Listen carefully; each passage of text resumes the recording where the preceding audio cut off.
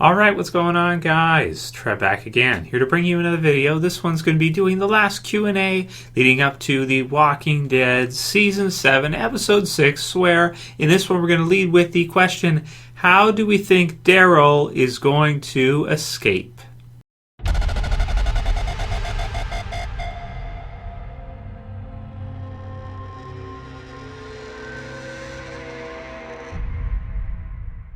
So sort of spoiler warning for this one, but not really because, I'm not privy to anything you guys aren't privy to at this time. Some of you may know even more spoilers for the rest of the season than I do. But yeah, I think this is a good topic for a video that we start with is, how do we think Daryl's actually going to get away from Negan, or when is that going to happen? So we only have 3 episodes left for this half season. It's kind of crazy to think that we're almost most of the way through the first half. It feels like not that much has happened. Really, it feels like we had a crazy premiere, and we met Ezekiel, met the kingdom. Daryl was in a cell for a while, and then Negan comes to visit. We see Maggie at the hilltop, and now we're in a position where Jesus and Carl are kind of going after Negan and the Saviors to try to find out where they're at. That's, if you want a rough Cliff Notes version, that's what we're looking at so far. So 3 episodes left. Tonight's episode supposedly is going to be the Tara Heath episode. So we probably won't even see Daryl or see the sanctuary in this episode. But in the promo from last week leading into episode 6, we do see Negan giving a speech about them being the saviors and everything. And we have Daryl in that one, so I'm thinking that's probably going to be episode 7, and then we'll probably see some other stuff happen in episode 8. So we know Carl is going after Negan. We know Jesus is going to find out where they're at. Some different ways that I've heard in comments people think Daryl could get away. One possibility could be you could see Carl create some kind of distraction or something if he goes after Negan and he tries to kill him, if he's able to get his hands on some firearms or something. So that could be interesting if that happens.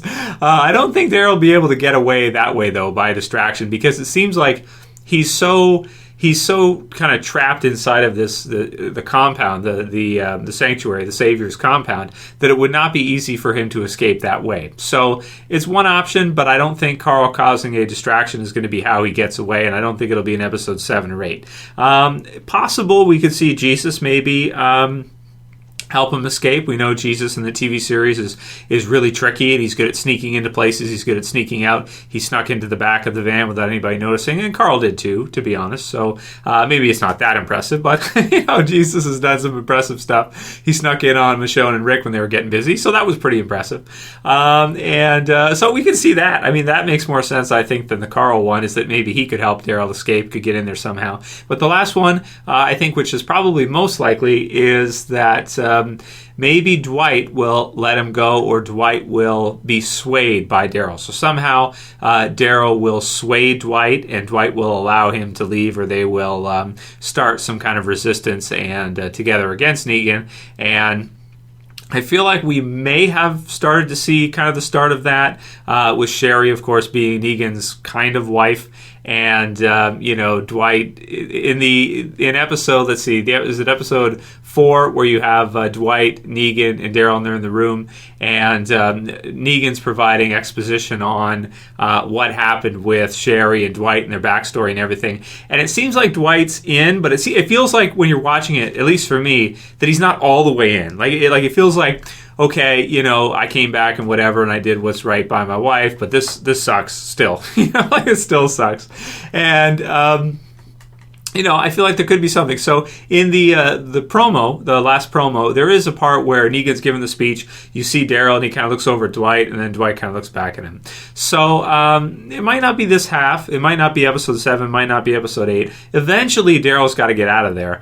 It'll be interesting to see how it happens. I don't think Negan's going to let him go. I think that's probably not going to happen. But maybe when it gets to the point where the groups are getting ready to possibly fight back against Negan and the Saviors, somehow Daryl will get out either through Dwight, or maybe someone like Jesus will help him escape. You guys can write your comments below. What other options do you see? What other ways do you see Daryl possibly escaping? Someone like Sherry maybe helping him, something like that. Write your comments below. I'd love to hear what you guys think about that and what will happen. And the other question, too, is, of course, even if he could escape, could he really go back to Alexandria? I mean, it's kind of like Rick is kind of one of the saviors now too. Like Rick has been assimilated and broken down, so it's kind of like even if he went to Alexandria and Rick saw him, Rick may force him to go back, So definitely some interesting questions here about how this could go down and how this is all going to work out, and definitely quite a few unknowns about it. So very, very interesting to see what's going to happen with Daryl and how he's going to get away eventually.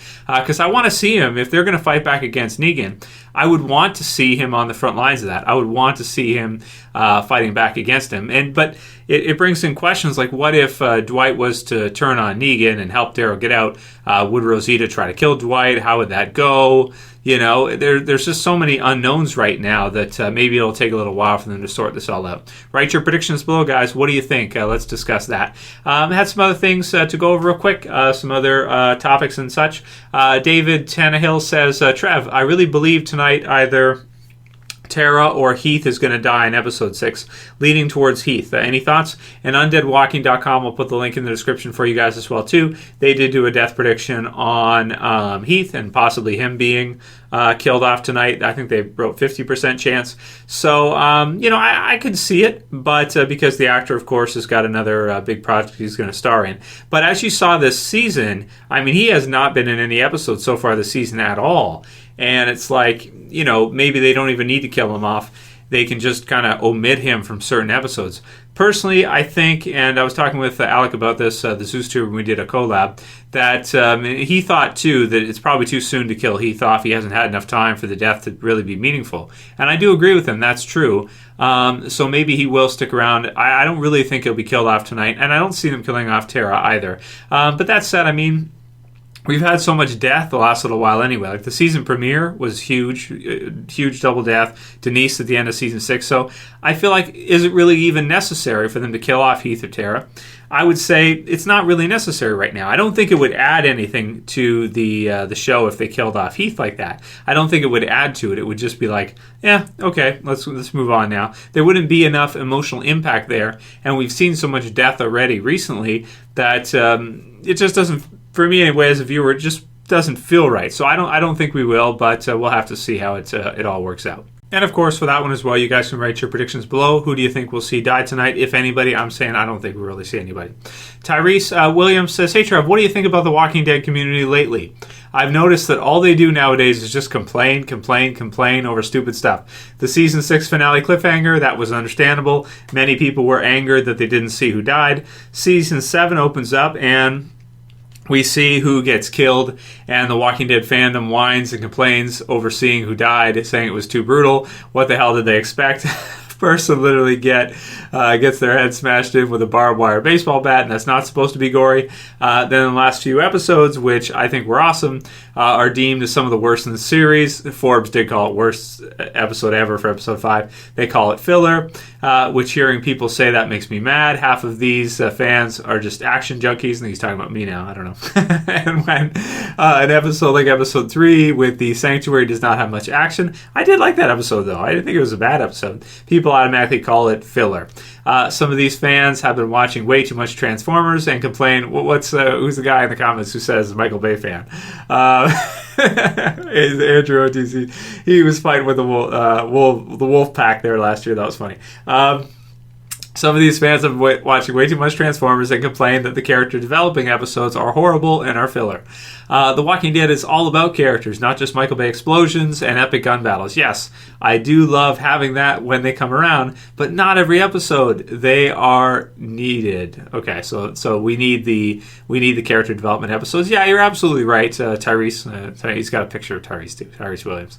You're right, Tyreese. That's true. And yeah, are we whiny as a Walking Dead community? Oh yeah, absolutely.